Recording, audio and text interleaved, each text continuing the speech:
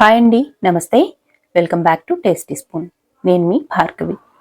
ఈరోజు మన రెసిపీ వచ్చేసి మాడుపు కారం అండి. దీన్ని నల్ల కారం అని కూడా అంటారు.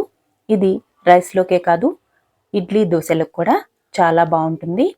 నోరు బాలేనప్పుడు, ఏమీ తినాలనిపించినప్పుడు వేడివేడి అన్నంలో కొంచెం కారం అలాగే నెయ్యి వేసుకొని కలుపుకొని తిన్నారంటే నోటికి పుల్ల పుల్లగా కారం కారంగా చాలా బాగుంటుంది.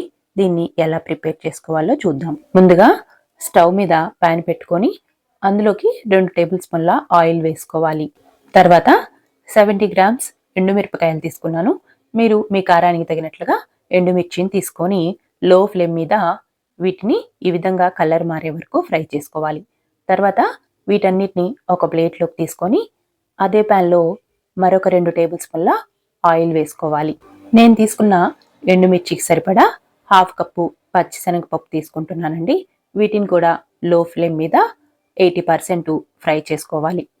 ఈ పప్పు కొద్దిగా ఫ్రై అయిన తర్వాత అదే కప్పుతో 1/2 కప్పు పొట్టు మినపప్పు తీసుకుంటున్నానండి. మీరు మామూలుగా మినపగుళ్ళైనా సరే తీసుకొని ఇవి కూడా కొద్దిగా కలర్ మారే వరకు ఫ్రై చేసుకొని తర్వాత 1 కప్పు ధనియాలు కూడా వేసుకొని ధనియాలు క్రిస్పీగా అయ్యేంత వరకు ఫ్రై చేసుకోవాలి. మీకు ఈ విధంగా అన్నీ ఒకేసారి ఫ్రై చేసుకోవడం వల్ల మాడిపోతాయి అనుకుంటే దేనికది సపరేట్గా 1 స్పూన్ ఆయిల్ వేసుకొని విడివిడిగా వేయించుకోండి. తర్వాత 1/2 కప్పు జీలకర్ర అలాగే 3-4 రెమ్మల కరివేపాకు కూడా వేసుకొని కరివేపాకు క్రిస్పీగా అయ్యేంత వరకు ఫ్రై చేసుకొని స్టవ్ ఆపేసి వీటిని పూర్తిగా చల్లారనివ్వాలి. ఈ మాడుపు కారాన్ని మనం కేవలం 10 మినిట్స్లోనే ప్రిపేర్ చేసుకోవచ్చు. తర్వాత మిక్సీ జార్లోకి మనం వేయించి పెట్టుకున్న ఎండుమిరపకాయలను తీసుకోవాలి. ఇందులోకి రుచికి సరిపడా ఉప్పు వేసుకోవాలి.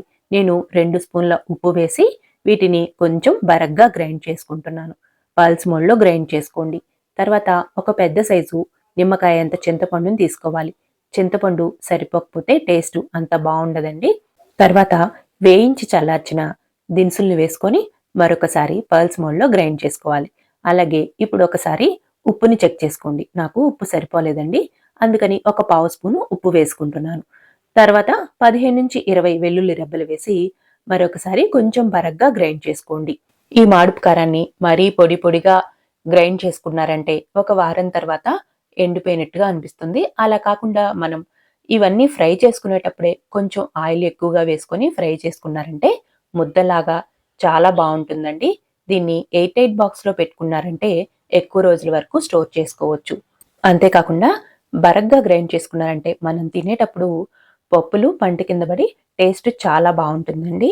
ఈ కారాన్ని కొంచెం నెయ్యి వేసుకొని వేడివేడి అన్నంతో సర్వ్ చేసుకున్నారంటే కర్రీతో కూడా పని ఉండదండి. మీకు ఈ వీడియో నచ్చింది అనుకుంటున్నాను. తప్పకుండా లైక్ చేసి నా ఛానల్ని సబ్స్క్రైబ్ చేసుకోండి.